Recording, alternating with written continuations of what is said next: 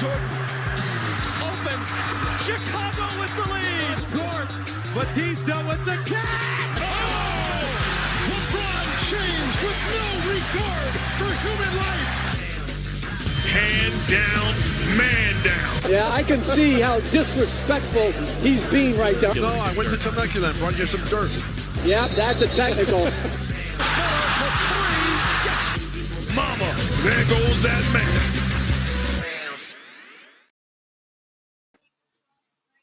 Welcome back to The Bounce. I am Kev. With me, as always, is James and Keebler, the Nick Stop.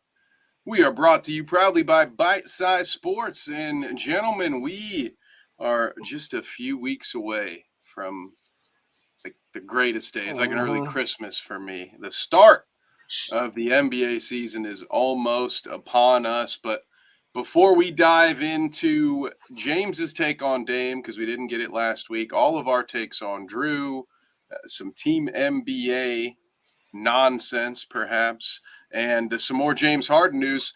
Let's talk about Thursday night football a bit, right? We are an NBA show, but we also go live on Thursdays. Now, I say this because we may have a distracted group tonight, guys. We got some money riding on this Bears-Commanders game. So those of you in the chat, welcome everybody. Say hi in the comments. Get your questions in. But James, I hear you warned me ahead of the show that you might not be all eyes all up front. Now, why is that? Let the folks at home know. If it keeps going like this, we'll be good. Me and Keebler are on opposite sides of this bet, but I activated a Bet Rivers account today and I have a $180 free bet on the Bears money line, and they scored on the first drive, and DJ Moore decided he's going to be DJ Moore of old tonight. And I think Keebler's on the other side of this bet right now. I mean, I need Cole Kmet for my fantasy team. But outside of that, yeah, I'm on the other side of this coin. I hammered in all three of my big bets, the Commanders minus 5.5. So we're gonna hope for a little bit of a rally, but worst case scenario for you, you just get your money back on a bonus bet. Yeah, I get it back. That's worst case. Then I hedge it on Sunday and we'll be fine. Well, I don't have any money riding on the Bears tonight, but because our dear friend David Westergreen is driving the number 9 bite-sized sports car over on 3Wide TV, and every Thursday they paint the car based on our pick. I picked the Bears. Now, as part of that was for our dear homie Nate, who is with Keebler and I on Mondays. So you want to talk about some more of this old sports betting business, we will see you Monday at 7 p.m. But also I am in a family of Bears fans, so I had to let it ride. There was no way I was picking the Commanders. We have our beautiful bite-size sports number 9. It even has 3 claw marks down the side, guys. It is I mean, it makes me wish the Colts were based on a cooler animal, to be honest. You can't really do anything like that with a Colts car. But anyway, so we'll be rooting for the Bears and Commanders respectively. And now, again, let me say, if you got questions for us in the comments, chat, fire away. Please like, subscribe, comment, all that good stuff. We're closing in on 600 subscribers, guys. That's the only reason. I usually wait, longer than 5 minutes to do this, but we're really close to a big goal. And so we would appreciate it if you like the content that you're watching, if you go ahead and hit that subscribe button. We have live shows 5 nights a week, like Monday through Friday. We have live programs for you to help you with your fantasy football lineups, your sports gambling plays, your NFL news, your NBA news. We got it all for you right here. And speaking of it all, it's Dame time with James, because James was not here last week. And I missed it. Really talk about everything. Where I also have here the Blazers Hall. We got to talk about all this stuff. So before we can do any of that, we got to get James' thoughts on the big news from last week so we can all get caught up. Yeah. So I guess the floor is yours. First of all, thank you guys for holding down the fort last week while I was gone. I appreciate that. I'm pretty sure, Keebler, you took off work to do it, so I really appreciate that. No, they changed around my schedule, so I don't they did? Days now. Yeah, even better. So that I worked out great. Let's talk about the first trade before we talk about what happened after. We talked about it a lot about the Bucks needing to do something to keep Giannis happy and try to keep him long term. I guess that's what you classify as something. I love it from their perspective, man. They gave up a lot, but for who they got back and the way players are starting to play into their late 30s, like I'm cool with it. Now, Drew's really good, but the swap, the picks, who cares? You expect to be really good. Grayson Allen hurts a little bit, but I can't wait to see him taking the last shot in Phoenix and wrecking their season. I love it. Dame next to Giannis is fun. That's gonna be awesome. That pick and roll is gonna be deadly. It's gonna be a lot of fun. I find it interesting that the Phoenix got in as the third team and offloaded Aiton. Like, Kev, I'm sure you didn't. You talked a lot about Vogel with the big old lumbering center, and it's never going to come to fruition now. Part of him has to be hurting. Nurkic will be decent. It's like that's the thing with Nurkic. If you can think back to 3 years ago at this point, like before all the injuries, like wow, this was a promising young center.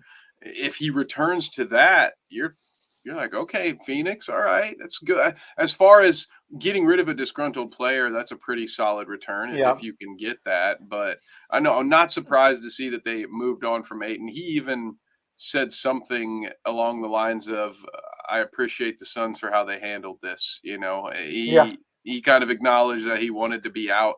Now, to go back to the Bucks for a second, James, what are your thoughts on the defensive end? I thought this was funny because Paul Pierce called this. He called his shot in July. He was asked if he could pick any place for Dame to go, where would he pick? He picked Milwaukee, and he specifically said they would have to trade Drew Holiday in order to do it. And that's why Tracy McGrady was like, no. You need Drew's defense.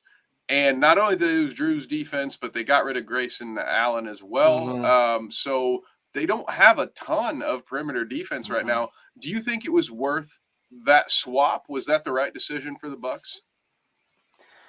Yes, you lose Drew's defense, but you got such an all-world offensive player back. Like, I think there's an offset. And then you bank on Brook Lopez was in the top. Was he top 3 for defensive player of the year voting? Giannis is an all-world freak defensively when he can be. If Middleton's healthy, he's long. Like, yeah, you gave up a lot, but I think you have to. You proved last year it wasn't enough, and I know you could say run it back. Middleton was injured, all that, but he's already hurt. He's still not healthy. I don't know if you guys saw that already. Like you had to do something, and if it was risking Giannis leaving forever to hold on to Drew, it's not worth it. Like in a bubble, you lose a lot of the defense there, and there's some worry. And I get what you're saying, but when you're talking about keeping your best player, who's going to be your best player ever in franchise history, like you got to do everything you can. Which is funny, which I agree with all of that. And the only funny note that I'll add is the Bucks specifically didn't talk to Giannis about this trade because they knew he wouldn't want to lose Drew. So it's like you said, in order to keep your best player happy, you got to trade away his favorite teammate.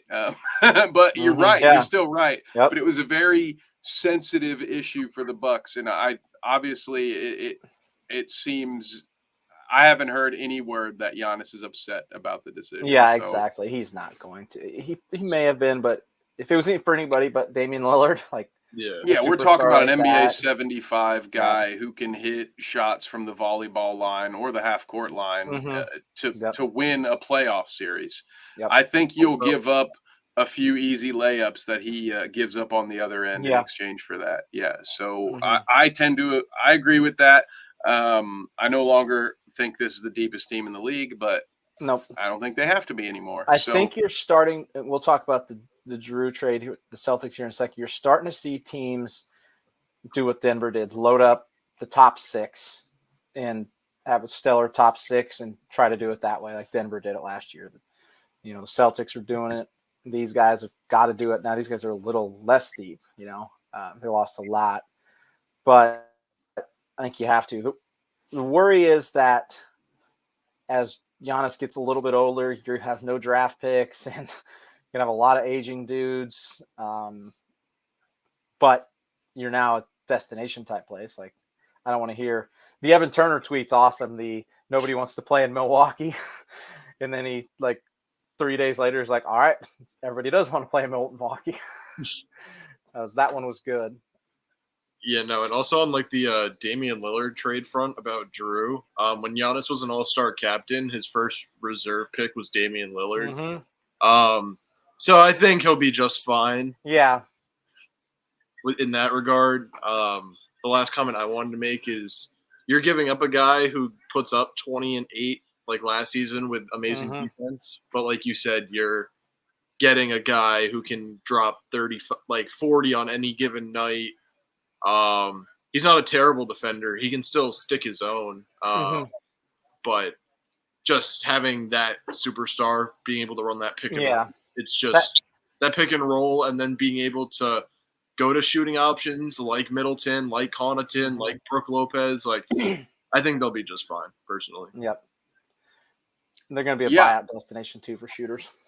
Absolutely. That's another good point. Like, they're going to add depth after the trade deadline this year because they'll be a buyout candidate, not just for shooters. I think there will be plenty of teams that'll be interested in joining. Like you said, now everyone wants to go to Milwaukee. So we're caught up a bit on the Dame side, and Lee is in the chat. Thank you, Lee. He says, I think the big winner is the Celtics, plus the Suns got a lot deeper. So let's talk about part 2 of this whole situation. Drew Holiday to the Celtics. Now, I'm going to pull up the trade details here. Portland receives Malcolm Brogdon, Robert Williams III, and 2 picks. Boston receives Drew Holiday. So, Keebler, we'll start with you here, sir. What are your thoughts on Portland making this trade? I mean, there's a lot to unpack here. We'll definitely talk about Portland because I don't know that they're necessarily done here. But whatever direction you want to go, Boston, Portland, I mean, this was still a pretty big trade. How are you feeling about it? So my initial thoughts are I love that they got Robert Williams. I think he's a fantastic defender, a great forward to put in that. I mean, it lowers your spacing a little bit, but outside of that, they were looking for 4 to 5 first-round picks for Drew Holiday, which I think is a little abysmal. But they got Brogdon, who, if they hold on to him, I feel like they're going to trade him personally with all the guards that they have. But what was I going to say? Essentially, if you flip Brogdon, you can get 1 or 2 first-round picks for him. And then if you want to also flip Robert Williams, you could also probably get 1 or 2. So they got the value that they wanted. It's just a matter of who they keep. They're going to keep those 2 first, obviously.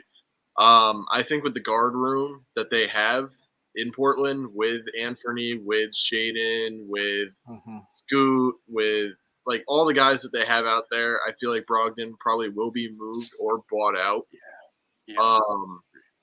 But overall, I think it's a very solid piece if Robert Williams can stay healthy. He's had some health concerns recently. He was out a lot of last year. That's why Al Horford had that starting job out with the Celtics.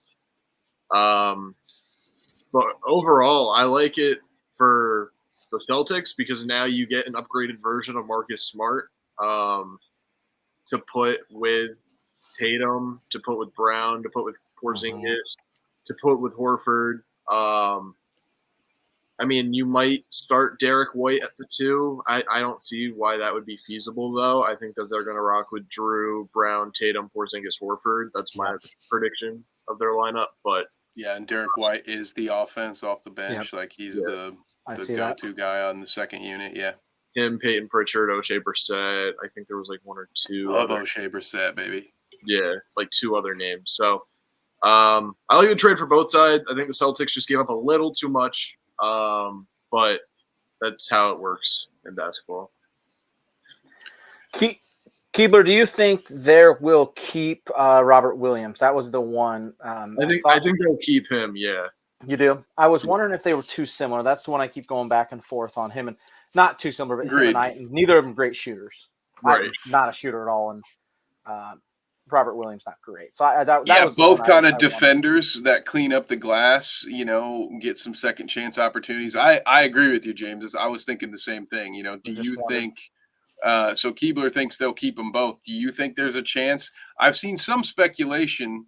Yeah, by the way, yeah, Lee, I didn't pull that up while we had I didn't want to distract him with the bad news, but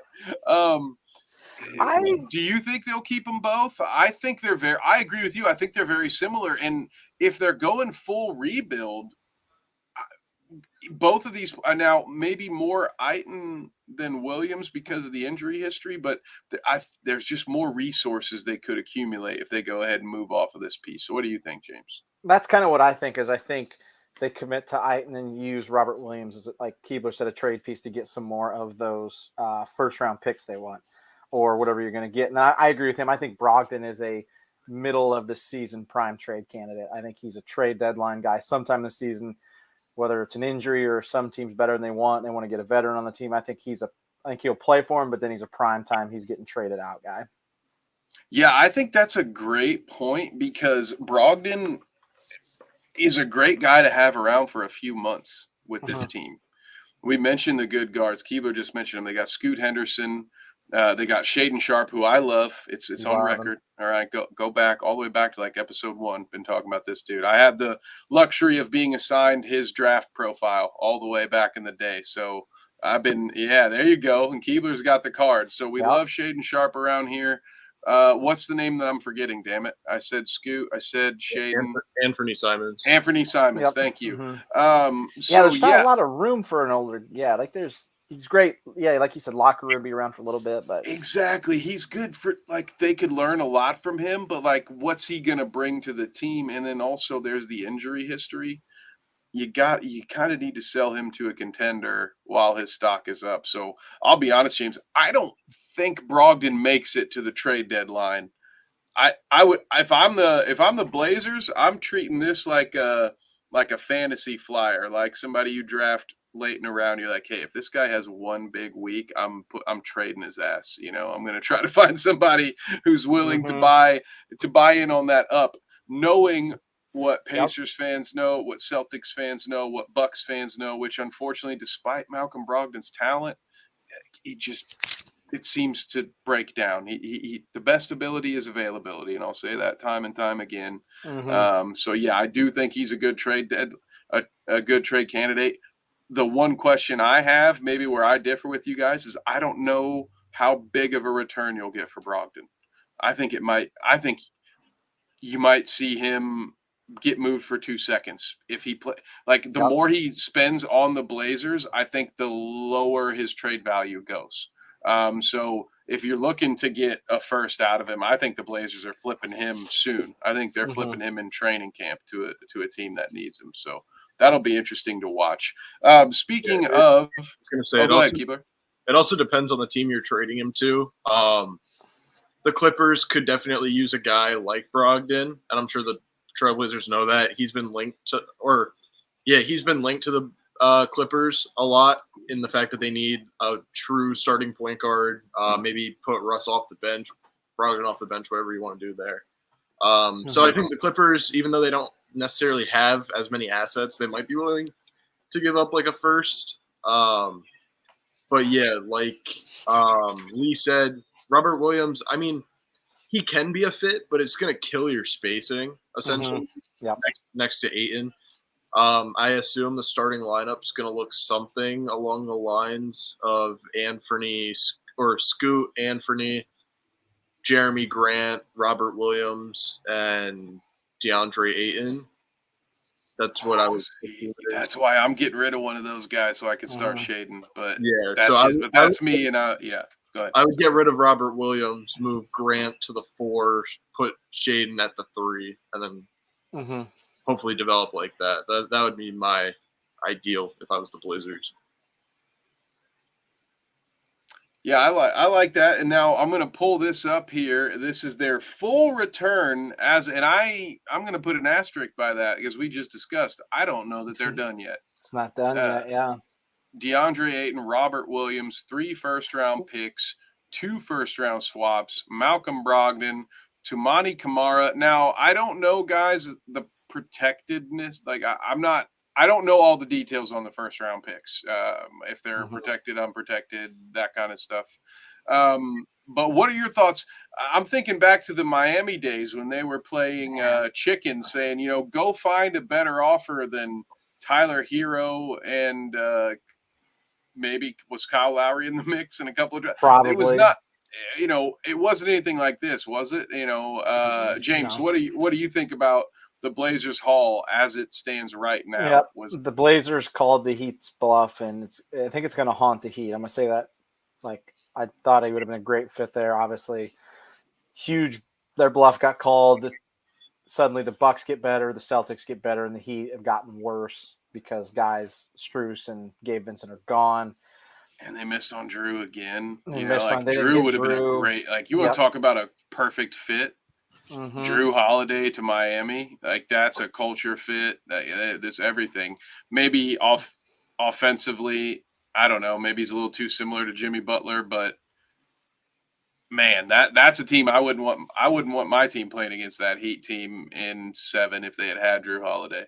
No, they'd be so tough, and it just they got it, man. They got what they wanted for it, and like you said, it's not done. Brogdon's gonna add something to this. We don't know what Robert Williams. They got what they wanted, man. Like, good for them. Like, well done. Well done. Yeah. Also, just want to mention my bets are over, but Cole Kmet touchdown, great for fantasy. Did he just score? It must be a play behind. Man, so the Bears are they're running it, huh? Well, a moment of respect, at least. I've raised in a Bears household despite my rebellious ways. Dick Butkus, I believe, passed away today. He did, right? So Yes. I don't know what else could motivate an 0-5 Bears team more than already being 0-5 than having legendary Dick Butkus pass away. So I'm assuming this one's for him.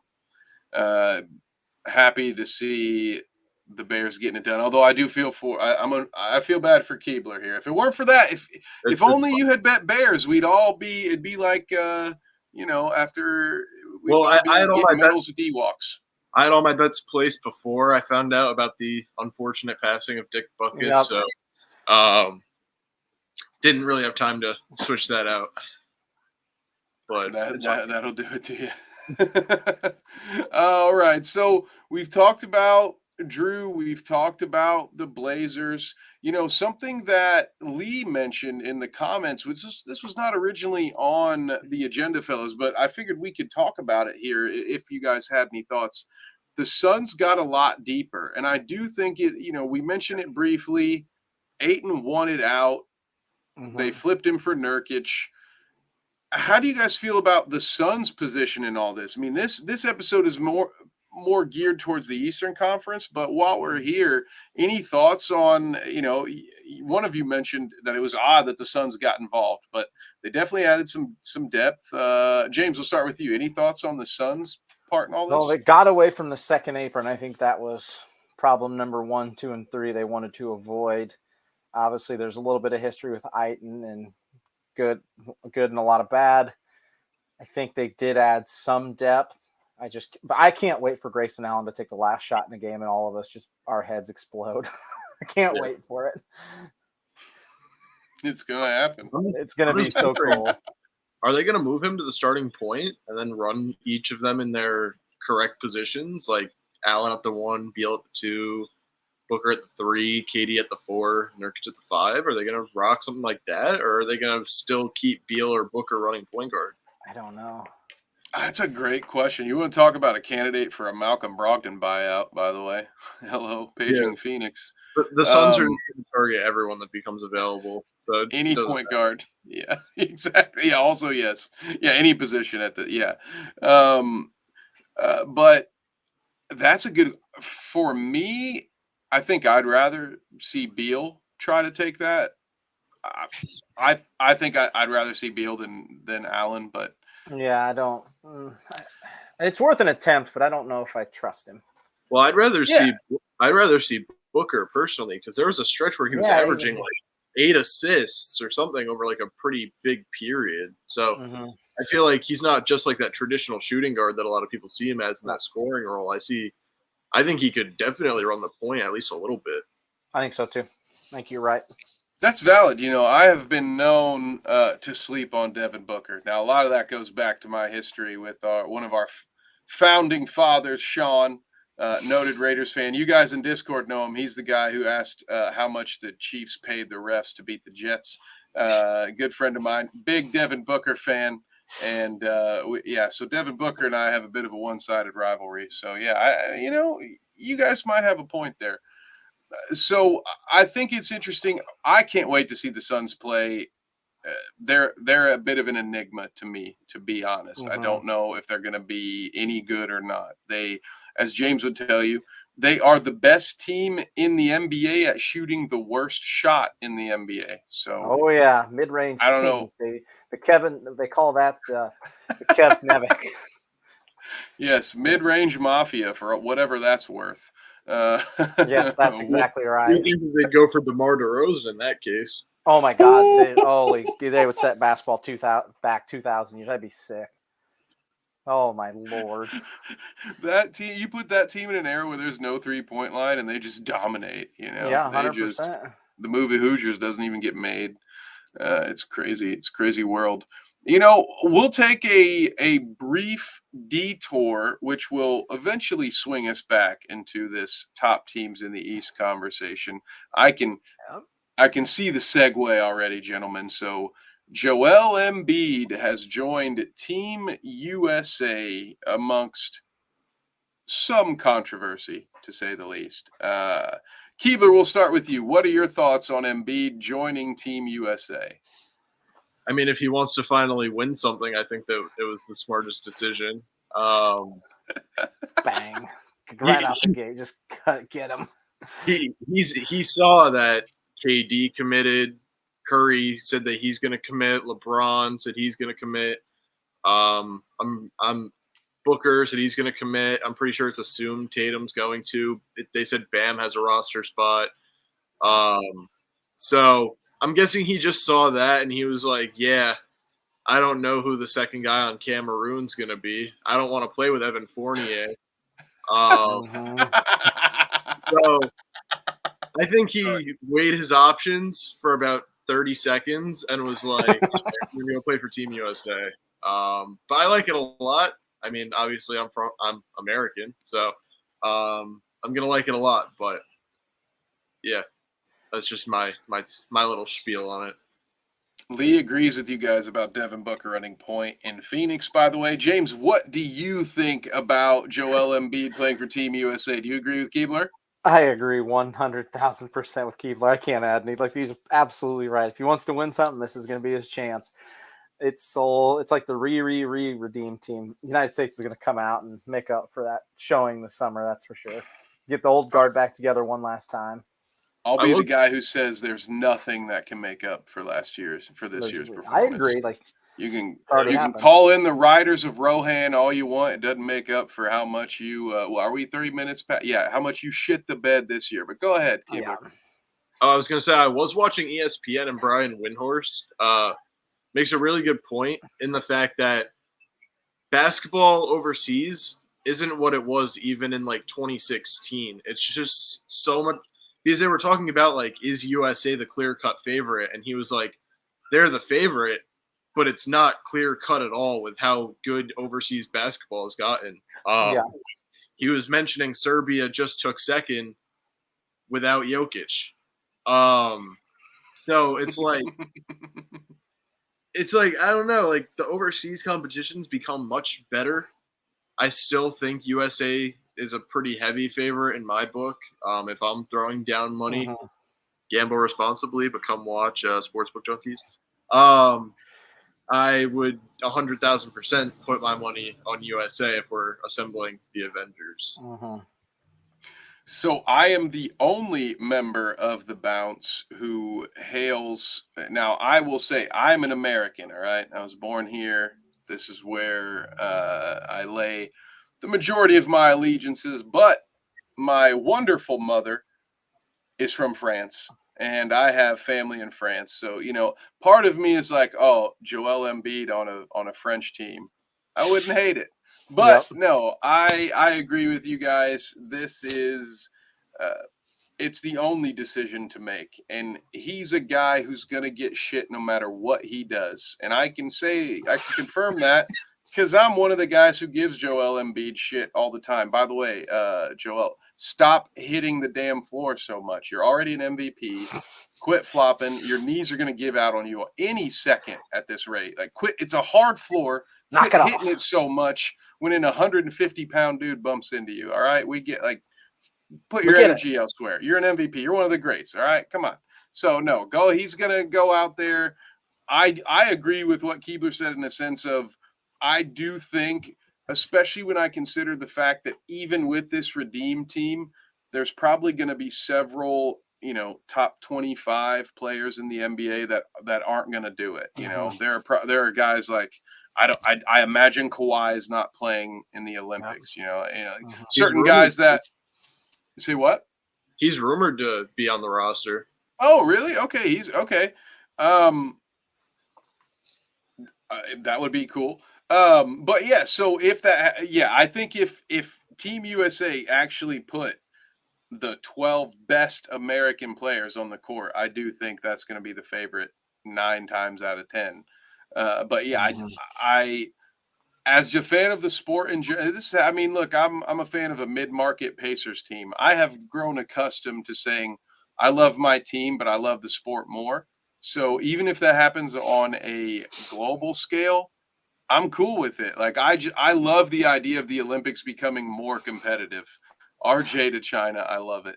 But I don't know about you guys. Obviously, you got that tribalism, we got that nationalism, like we want to win, but I'm not going to be mad if the world's game of the basketball side of it is actually competitive. I'm not going to get mad if the Olympics mean something. And, tell me how much fun you're having watching the USA beat teams by 40. Cause I don't enjoy that at all. I enjoy watching competitive basketball.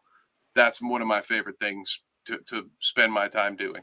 So I see this as a win for the sport. The fact that things are kind of tightening and that the USA has to call in the ranks of someone like Joel Embiid with the dual citizenship. But I'll be honest with you, if I'm Joel Embiid, I'm not playing for anybody in the Olympics because my knees aren't holding up and my ankles aren't holding up, and I can't get through a full season. So I don't know what he's doing playing for anybody. But hey, like you guys might be onto something. Well, that's also I got to win something here. At least I can be a gold medalist. That's also what Windhorst was saying. He was like, all these guys can commit, like Curry, LeBron, Embiid, whatever. But if the Olympics happened this past summer, LeBron and Embiid wouldn't have been on it because of health concerns. So it's like we don't know next summer what that team's going to look like, barring any injuries. You know what I'm saying? Yeah, it's going to be Tyrese Halliburton and the Funky Bunch when it's it's nut cutting time. Just throw out there. Because the Pacers always find the worst time in NBA history to be good. It's like, oh, hey, we got a nice little upstart squad. Meanwhile, everybody else is collecting Hall of Famers like they're fucking Thanos. Thank you, the Eastern Conference, you son of a bitch. These comments are great. I saw that one. That's what I was laughing about. Jimmy says the NBA would be much better if they adopted a more FIBA style. So while we're here talking about it, you guys got any thoughts on that? I'd love it if they could block shots off the rim. I'd love if they'd adopt that rule. Yeah. Bring it in. There's Bring a it bunch in. of like Luka and European players are accustomed to saying like it's much harder to score in the EuroLeague than in the NBA because of those rule changes. So I feel like if they want like that defense from the 90s, which it's a myth in my opinion, but we can agree to disagree on that. If they want something like that back, then yeah, I would say adopting some of the like international EuroLeague, FIBA kind of rules would definitely be interesting for sure. It would make for lower scoring games. That's the problem right there. Yeah, and then it's less entertaining to the consumer. Yeah. They make less money, so they're not going to. But I don't know. A lot of people that I talk to always say that they want to see more defensive games. They don't want to see people just chucking threes from 30 feet, playing more defense, things like that. So I don't know. I think it'd be cool, but at the same time, like the NBA is a business and they got to make their money, and the best way to do that is to provide the most entertainment. More points. That's what the NBA wants. More freedom of movement, more buckets in the hole. That points sell. Got to draw the casual fan. I don't know if it's an American thing. I remember once being at a sports bar talking to somebody who told me that they hated soccer and that they might like it more. I tried to explain to them that a 3-2 soccer game is not much different from a 21-14 football game. And they suggested to me that soccer and hockey should make their goals worth more points and maybe they'd watch. So it's kind of a weird thing to think like, oh, higher score equals more entertainment. But I agree with you guys. It's nowhere. It's not somewhere that they will go because we see it in most major sports leagues here. The NFL as well. This is not an NFL show, but we can't act like those rule changes haven't been directed at making a more high-powered offensive game. The league wants more points. You know, they want to get. They don't care if it's 150 to 140. That's exciting. Everybody's hitting threes. Yep.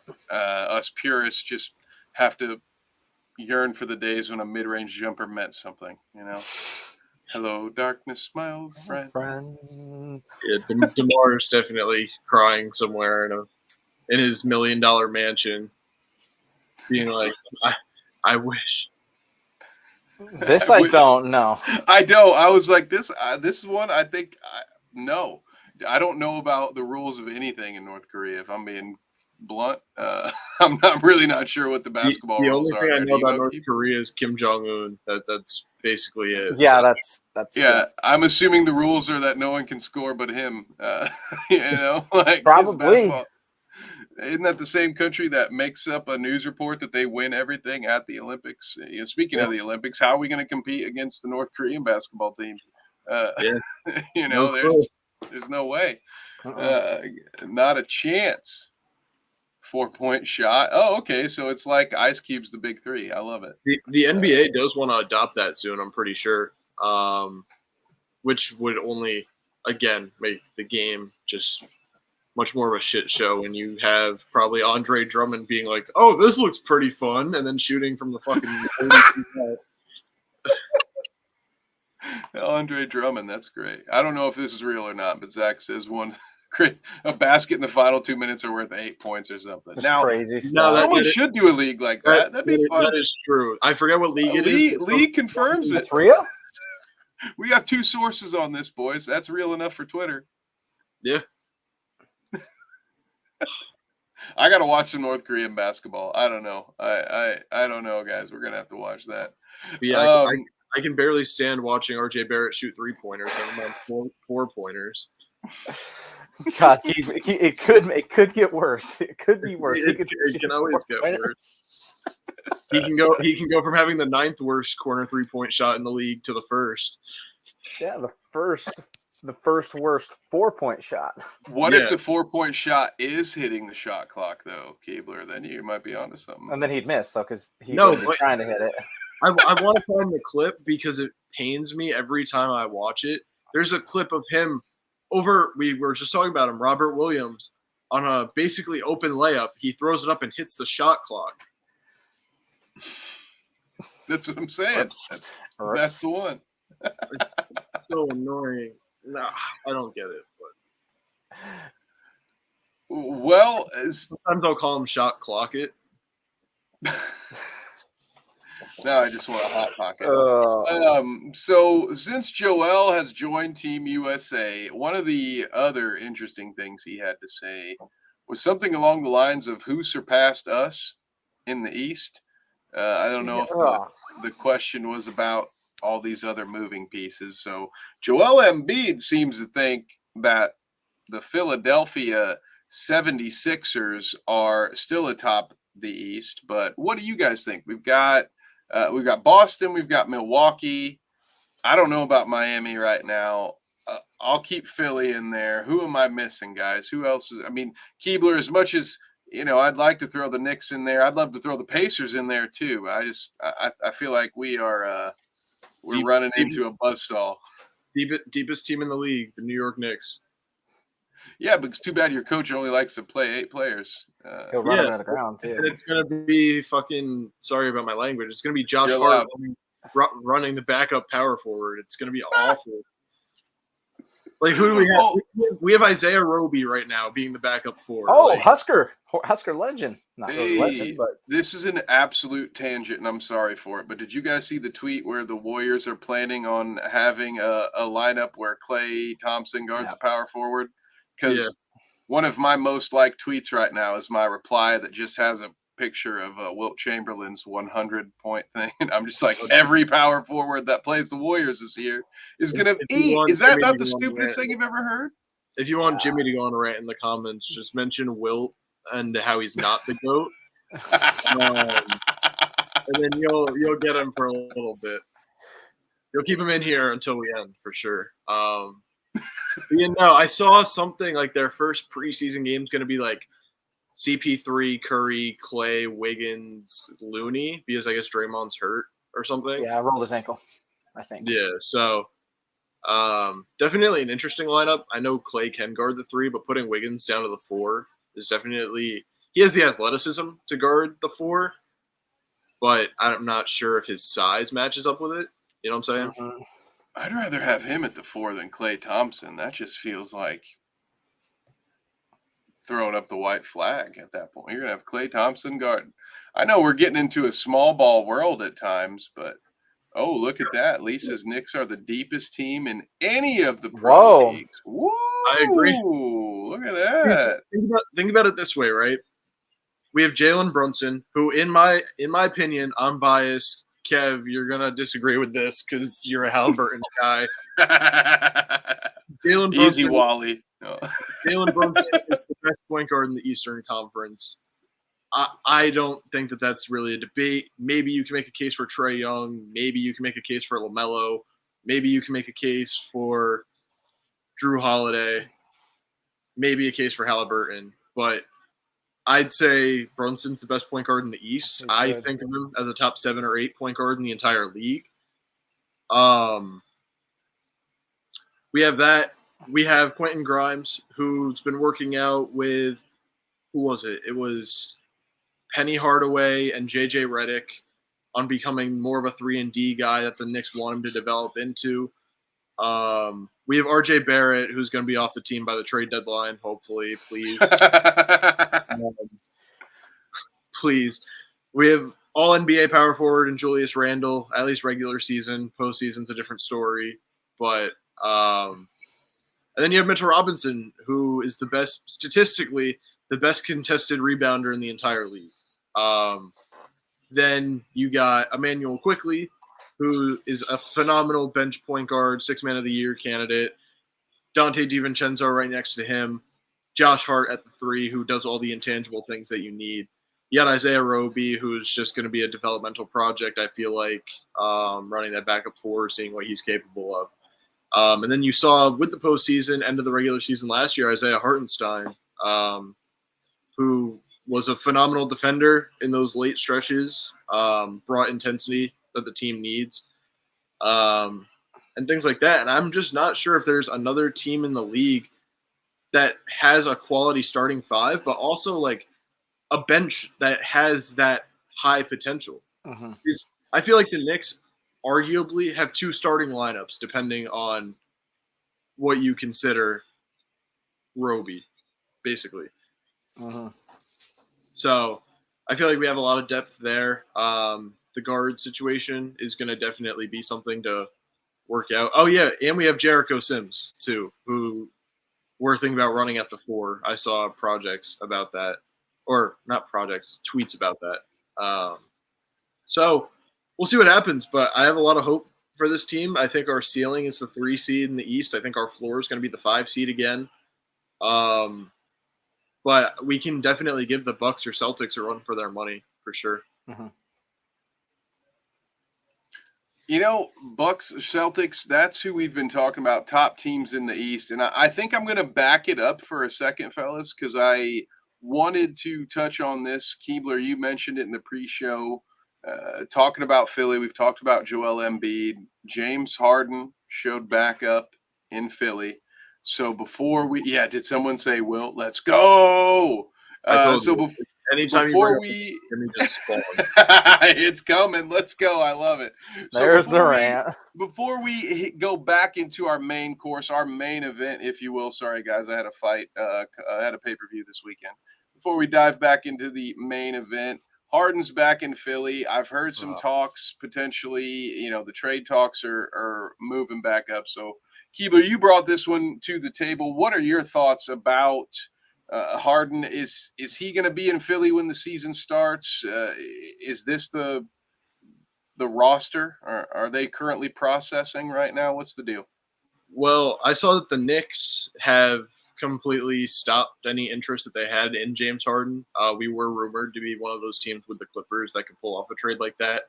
But now at the beginning of training camp, we were supposed to be basically leverage for the 76ers to get more from the Clippers. But now we backed out. So that's going to give the Clippers more leverage in that. So, Lane Thomas touchdown. Sorry. So, I don't know. I think that he's going to have to rock.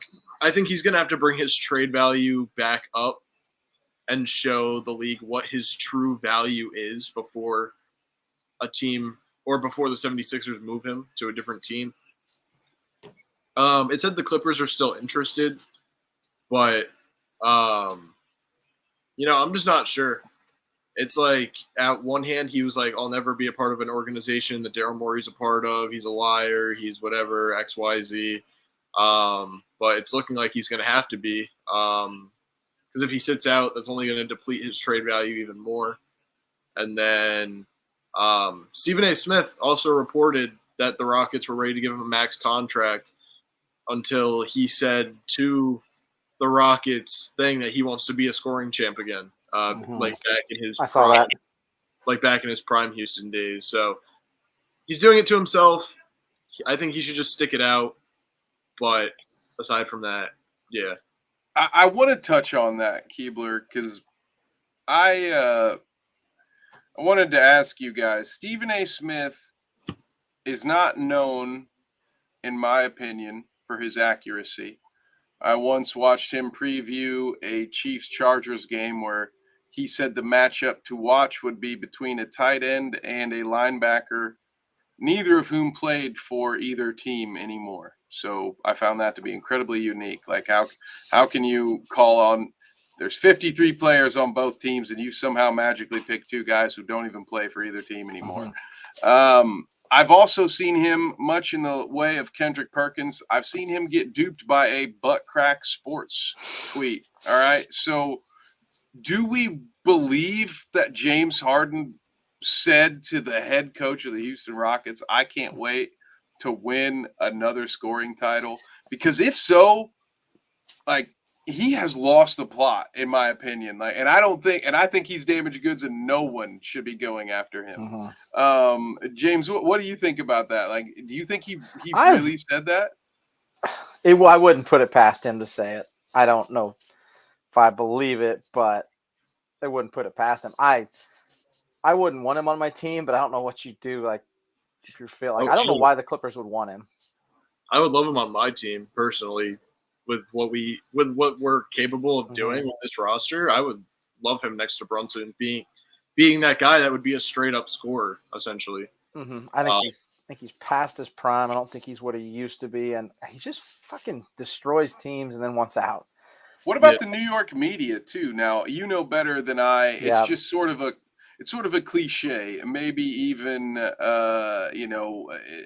might not even be true anymore. But we were always told how brutal the New York media can be, and you're under a microscope there. Harden, in my opinion, doesn't seem to be the most mentally tough guy. Do you think he would handle that atmosphere there playing for the Knicks, Keebler? I feel like he's like the type of guy that will speak to the media and will like say shit, but I feel like he could probably handle it. One guy who can't handle it is Julius Randle, but that's a topic for another time. So, I mean, you guys could use all the lefties you can get. I mean, he's as mentally tough as like a pillow. essentially. But when it comes to Harden, I feel like he can definitely handle New York media. I mean, he was in Brooklyn handling it and seemed to do it fine. He was under the microscope there when he was with KD and Kyrie. I would definitely prefer him over Trash J Brickett. But I don't know. I think he'd be able to handle the New York media for sure. And if he can just play that scoring role where Brunson can dump it off to him, he hits his threes. He gets his points, can dish out the ball to Brunson and Randall. I think it'd be fine.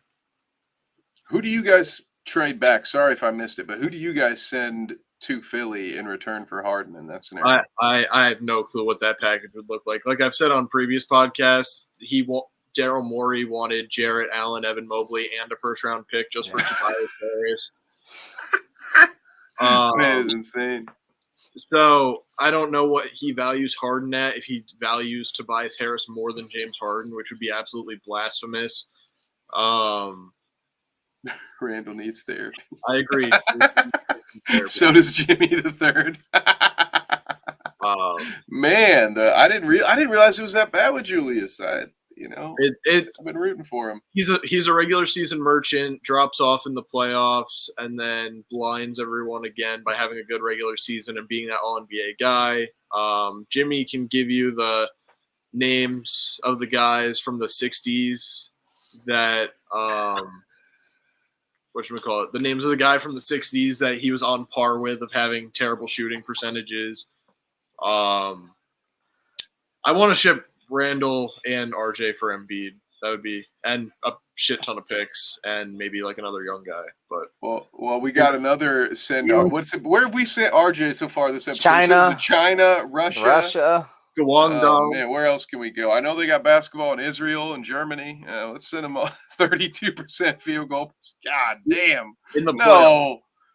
Is that Randall or is that? Yeah, that's oh my God. That's Randall. Okay, now I'm getting the whole regular season merchant deal now. Oh my God, dude. Yeah. Ooh, yeah, I'd be upset too. And Embiid's points per game drop off in the playoffs is what Randall averages for the regular season. So it's like I would much rather get a guy like Embiid who can still give you 25 and 10 and 5 in the playoffs. But yeah, I don't know. Also, speaking of Dwight Howard, there was a report that the Celtics might. There we go, RJ to Taiwan. Celtics might sign Dwight. Is there a look at Dwight? Yeah. Is that what you're saying? Yeah, as a backup, which I would honestly not mind at all for the position they're in and needing a backup center. Yep. They have no bigs right now. None. Outside of Porzingis and Horford. Which are both going to be starters probably. Mm-hmm. Yeah, they're going to need some depth. Yeah. So maybe Dwight's going to prove us wrong. Wow. Is he really going to come back? Apparently. He's going to prove us wrong. Dunking on him since he's been basically just reaching out to every NBA team that has an open roster spot. I think it started with the Kings last year. Yeah, but fair enough. They definitely need depth up there. I can't imagine. Wow, is that going to be their best option? Okay. Dwight Howard coming back. Hey, remember he locked down Jokic, held him to almost just under a triple-double, but he locked it down. He instead of 30, 15, and 10, he averaged like 20, 10, and 28, 10, and 8. Yeah, Mm-hmm. Shut him down, dude. That's some Pat Beverly mental gymnastics, if you ask me. But the Commanders are starting their comeback, by the way. No, stop that. Ooh, is it Sam Howell comeback season? All right. Well, 27-11. It's possible. I know. Must be time for us to dive back into that main event. So now that we did get to talk about the Sixers, where they might go, and your Knicks again, James, I'll go to you. Who do you have right now atop the East? We're gonna, I guess, stack rank these Eastern contenders. Of course, my poor Pacers are going to be on the outside. Yeah, they are. I have the Celtics 1 in the East, and then followed by the Bucks. I love what the Celtics did this offseason. I love it. You love that Drew Holiday. I mean, yeah, I agree with you. I think Drew Holiday is like Marcus Smart premium. You know what I'm saying? He's like all the features. He's Marcus Smart with a sunroof and heated seats. I get it. Keebler, what about you? Do you agree with that take that Celtics are a top and then it's the Bucks? No, I think it's Bucks and then Celtics, personally. You have the second best player in the league, in my opinion, in Giannis. You have a top 3 point guard when healthy in Dame. Middleton, when healthy, can either be prime MJ or prime Anthony Bennett. It's no in between. You're saying that when healthy word a lot. I know it's 2 words. That's the problem with him. That's the problem with this whole team. Brooke Lopez, the Nets all-time franchise scoring leader. And he developed his 3-ball and defense very well. I don't know. I like the Bucks a lot, and it's going to be interesting how they defend the Celtics when they match up, because you're going to put Giannis probably on Tatum, but then who are you going to put on Porzingis? You won't have to because he won't be playing because he'll be hurt. I am with Jimmy the Third on this one. Jimmy the Third, you are my spirit animal.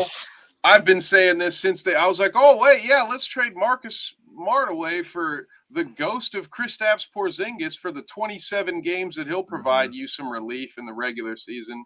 Does he have fasciitis or something? Probably, yeah. He's got whatever happens when you're just tall and athletic and all of your joints just evaporate into thin air. That's why I'm coming to league like 7'3", 200 pounds. Chet and Wemby, take notes. Yeah, right. I'm so scared for Wemby. I'm like, oh yeah, I'm sure. I remember the days when they were telling me on an NBA draft special that Sean Bradley could hit a curveball while water skiing or whatever it was to try to convince me how athletic that string bean was going to be. So I agree. I'm going to go Bucks over Celtics. I think the Celtics, Drew Holiday is definitely, in my opinion, an upgrade to Marcus Smart. Everyone's, in my opinion, salivating over Porzingis, and I don't see it. I get that there's potential there. I'm going to need to see Porzingis actually play more than half this season before I buy in to him being a legitimate part of their offense. He sneakily has most efficient offensive year last year. But you're right, the injuries thing is a real thing. It's why it never worked out in Dallas, and he got shipped off to no man's land, and we forgot he existed for a few years. That's why it didn't work out with the Knicks. I was at the game. Keebler, tell me more about Porzingis and his untapped potential. I was at the game right before he tore his ACL.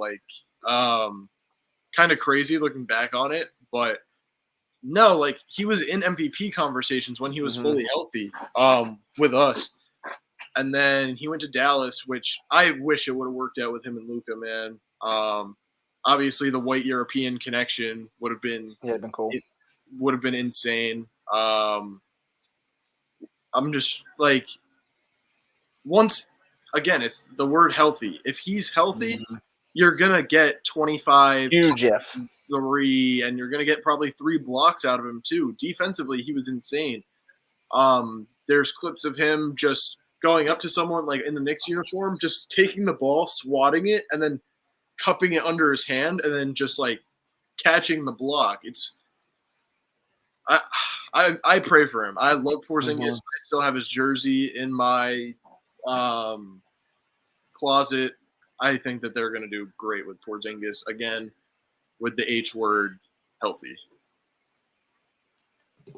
Yeah, that's a key thing with both these teams. I think we've had to say it with a couple of key players on each roster. When healthy, they're good. Whether it's Porzingis or Middleton. Yep. That's really what it's going to come down to, I think, in a very tough Eastern Conference this year. Who stays healthy? Because there are other teams on the outside that I don't think are title contenders, but they could absolutely be upsets and ruin one of these top 2 teams' season early on. I think teams like the Knicks, the Cavs, the Pacers. If you're not healthy and you're not at the top of your game for a 7-game series against these teams, you might not win.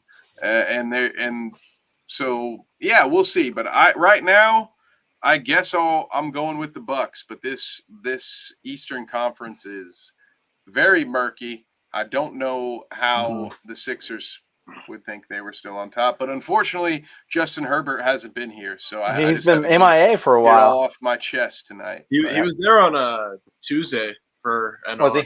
Yeah. Good. Also, good. I almost just slipped up. The Commanders fumbled the ball. Yep. So. Oh, that's okay. You can say that word on this show too. I won't get mad. I mean, we don't encourage it, but if it slips out, it's fine. It's not a big deal. I hear there's a petition going to have it changed back, so we'll see how all that stuff goes. But that's all I had on the agenda tonight, gentlemen. The only other bonus question I had for you was, did you guys happen to see the footage of the 3-man weave between Russ, Kawhi, and Paul George? I did not. I heard about it. I have not seen it. You've seen it. Have you watched a middle school practice? You've seen it. Yeah. It was Kawhi slowly dribbling the ball and then passing it to Westbrook. And did Westbrook pass it, or he just went up for the easy layup? At one point, he went up for the easy layup. Their 3-man weave was very tight. The footage that I saw, it showed multiple reps, like they went down, back down, and it was effort was not involved from either of the three of them. So did you I see don't know, why do you have them even run that? The Celtics E for effort. I got to look it up. Did you guys see the Celtics tweet out the clip of Jaylen Brown dribbling with his right hand and going to his left, and he's fumbling in his left? Why did they do that? That's so bad, man. I don't know, but they're paying him $300 million over 5 years. Yeah, so guess what? Who cares? If they want that, then I feel like it might have just been like a scheme to make him think that he can't use his left anymore. Very well could be, yeah. He hasn't been practicing it? Oh, I don't know. Yeah. That was scary. Yeah. Type of deal where he looks back and goes, hey, film me not doing, messing around. And then we'll show him. Yeah, no, I don't know. Hey, who he should have spent his offseason talking to Tracy McGrady, because Tracy McGrady at one point had no left hand, and he worked on it so much that most players of that time would tell you that they tried to make Tracy McGrady go right, that he turned his offhand into his strong hand. It can be done, especially when you're as talented as those guys, but it just takes work. A couple off seasons, focus on it, work on it. But yeah, that scared me. So that should about do it. James, we'll start with you. Where can the good folks at home find you when you are not here with us on Thursdays? Oh, well, you can catch me every Wednesday night, me and you and Johnny Boy talking Star Wars on Han Shot First at 9 p.m. Catch me also once or twice a week, Bite Size Titans. We filmed ours last night. We did a mashup, big game this weekend, Kev. Colts at Titans. We will both be there. This is going to be, I think Nate's going to have to be the mediator between us. Going to be like one of those boxing, one of those pay-per-view, the pre-conference, the old, I can't think what they're called. I completely lost. Yeah, we're going to have a little pre-game bout. The interviews, there we go. It's like, God, I'm like losing my mind.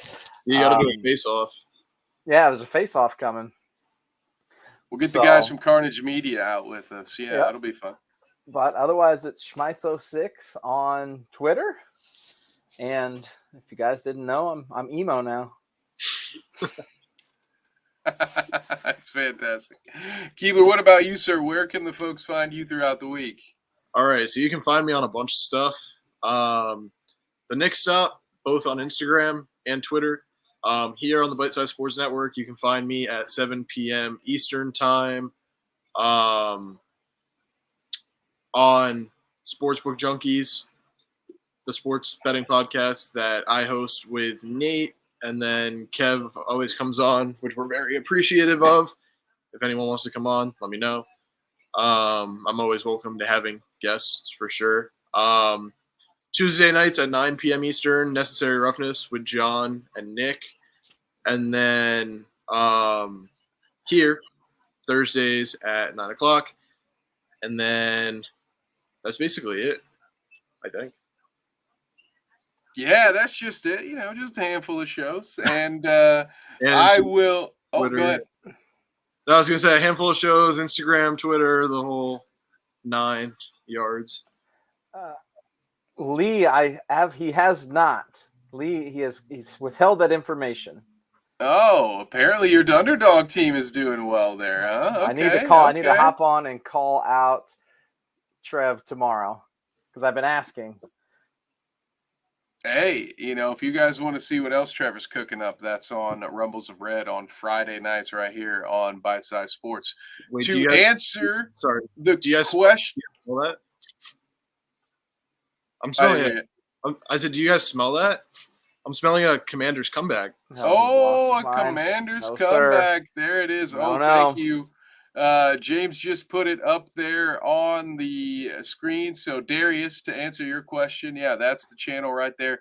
Yep. Yeah, make sure you click that link because there's a channel with the exact same name as ours for whatever reason. Trying to we have more copy our subscribers swag now. there. We have more subscribers now. Lee, I got to Yeah. look into this. Trevor's withholding information from me. Wow, there's a conspiracy going on. So I got to look into this. You guys can find me on Wednesday nights with James and John talking Star Wars on the Dweeb Network. You can also find me part-time in it with Keebler on Sportsbook Junkies. I'm always here Thursday nights. And if you're a Colts fan, you can find me on not only Bite Size Colts right here on this network, but live on Tuesdays, Fridays, and Sundays on the Pro Sports Fan app, hanging out with my friends at the Horseshoe Huddle podcast. I also do commentary for MMA and boxing pay-per-views for Carnage Media. So go ahead and give them a subscription on YouTube if you'd like to check out some of our latest bouts. One of our fighters just signed a contract with the UFC. Dylan Budka is now a UFC fighter. So it's pretty awesome. It's a good time. Hell of a time to be alive for us. So thank you guys all so much for watching. We appreciate you so much. A very active chat again today. We can't say thank you enough to those of you who hopped in. It's phenomenal. And thank you, Keebler. I know you're sharing this out to a group chat. So I know your homies are coming in here, and we appreciate that. Even the Pacers fan that I am, I could not be more happy than to be surrounded by all you wonderful Knicks fans. Thank you for being nice to me. You guys have any parting words for the folks at home before I hit that old end stream button? Thank you, Lee. Commanders are driving, so we got a game. We are. All right. He's a Commander. Oh, you heard it, Giants fans. He did. Giants fans. Woo-wee. All right. We got some football to watch, apparently. So thank you guys so much for watching. We'll see you next week. All right. Take care.